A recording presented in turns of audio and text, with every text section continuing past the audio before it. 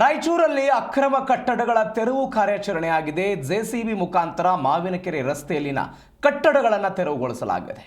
AC Gajanana ಬಾಳೆ ನೇತೃತ್ವದಲ್ಲಿ ತೆರವು ಕಾರ್ಯಾಚರಣೆ ನಡೆಯಿತು. ಕಟ್ಟಡ ಮಾಲೀಕರಿಗೆ ನೋಟಿಸ್ ಅನ್ನು ಕೊಡಲಾಗಿತ್ತು ಅಧಿಕಾರಿಗಳಿಂದ.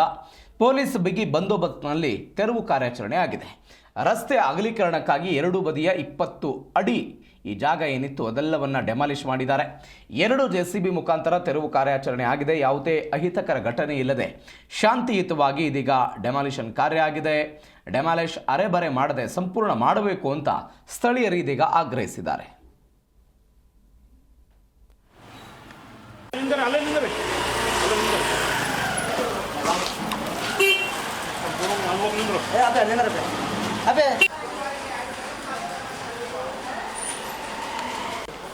ये वही तक तरह सकते हैं आई हम भी जो नहीं करना आ सही तो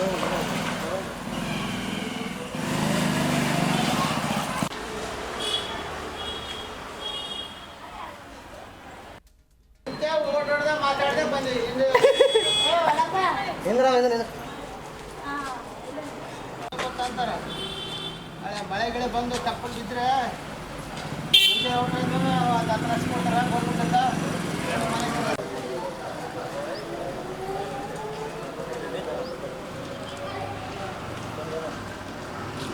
पिंड होगा